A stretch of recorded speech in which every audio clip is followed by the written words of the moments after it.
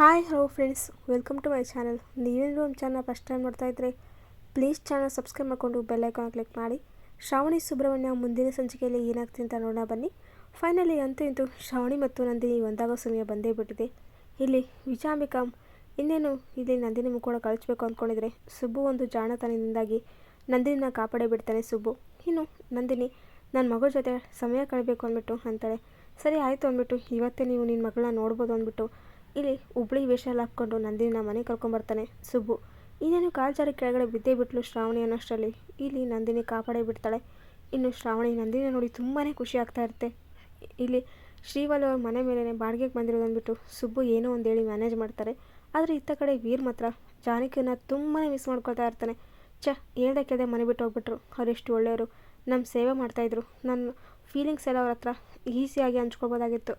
ಏನು ಮಾಡೋದು, ಅವ್ರನ್ನ ನೋಡಬೇಕು, ಈಗ ಮಾತಾಡಬೇಕು, ಒಂದು ಸಾರಿ ಕೇಳಬೇಕು ಅಂದ್ಬಿಟ್ಟು ಹಂಬಲಿಸ್ತಾ ಇರ್ತಾನೆ ವೀರ್. ಇದು ನೋಡಿಬಿಟ್ಟು ಸುರೇಂದ್ರಗೆ ತುಂಬ ಖುಷಿ ಆಗುತ್ತೆ. ಅತ್ತಿಗೆನ ಎಷ್ಟೆಲ್ಲ ಮಿಸ್ ಮಾಡ್ಕೊಳ್ತಾ ಇದ್ದಾನೆ ಅಣ್ಣ, ಆದಷ್ಟು ಬೇಗ ಅಣ್ಣ ಅದಕ್ಕೆ ಒಂದಾಗ್ತಾರೆ ಅಂದ್ಬಿಟ್ಟು ಅಂದ್ಕೊಳ್ತಾ ಇದ್ದರೆ ಇನ್ನು ನಂದಿನಿನ ನೋಡಿಬಿಟ್ಟು ಶ್ರಾವಣಿ ಕೂಡ ಒಂಥರ ತಾಯಿ ಫೀಲಿಂಗೇ ಆಗ್ತಾ ಇರುತ್ತೆ, ತುಂಬ ಖುಷಿ ಆಗ್ತಾ ಇರುತ್ತೆ. ಇನ್ನು ಸುಬ್ಬು ಬಂದುಬಿಟ್ಟು ಪದ್ದು ಇಲ್ಲಿ ವೀರ್ ಹತ್ರ ಮಾತಾಡ್ತಾ ಇರ್ತಾನೆ. ವೀರ್ ರಿಕ್ವೆಸ್ಟ್ ಮಾಡ್ತೀನಿ ಕಣೋ ಪ್ಲೀಸ್, ನಾನು ಜಾನಕಿ ಅವ್ರ ಹತ್ರ ಒಂದೇ ಒಂದು ಸರ್ತಿ ಮಾತಾಡಲೇಬೇಕು, ನೀನಾದರೂ ಅರ್ಥ ಮಾಡ್ಕೊ ಅಂತಿದ್ರೆ ಸರಿ ಆಯಿತು, ಅವ್ರು ಫ್ರೀ ಆದಮೇಲೆ ಕಾಲ್ ಮಾಡಿಸ್ತೀನಿ ಅಂದ್ಬಿಟ್ಟು ಅಂತಾರೆ. ಆಯಿತು ಅಂದ್ಬಿಟ್ಟು ಫೋನ್ ಕಟ್ ಮಾಡ್ತಿದ್ರೆ ಆದಷ್ಟು ಬೇಗ ನಿಮ್ಮನ್ನ ಮತ್ತು ನಂದಿನಮ್ಮನವ್ರನ್ನ ಒಂದು ಮಾಡೇ ಮಾಡ್ತೀನಿ, ಇದು ನನ್ನ ಜವಾಬ್ದಾರಿ ಅಂತಂದ್ಬಿಟ್ಟು ಸುಬ್ಬು ಅಂತ ಇರ್ತಾನೆ. ಇನ್ನು ಸುಬ್ಬು ಇಲ್ಲಿ ನಂದಿನಿ ಹತ್ರ ಬಂದುಬಿಟ್ಟು ಅಮ್ಮೋರೆ, ನೀವು ಶ್ರಾವಣಿ ಹತ್ರ 2-3 ಹೆಜ್ಜೆ ಮುಂದೆ ಇದ್ದೀರ ಅಷ್ಟೇ, ನೀವು ಅಂದ್ಬಿಡಿ, ಅವ್ರಿಗೇನಾದರೂ ನೀವೇ ತಾಯಿ ಅಂತ ಗೊತ್ತಿದ್ರೆ ಕುಣುಕ ಅಂತ ಒಪ್ಕೊಂಡ್ಬಿಡ್ತಾರೆ, ಅಷ್ಟು ಖುಷಿ ಆಗ್ತಾರೆ ಅವ್ರಿಗೆ.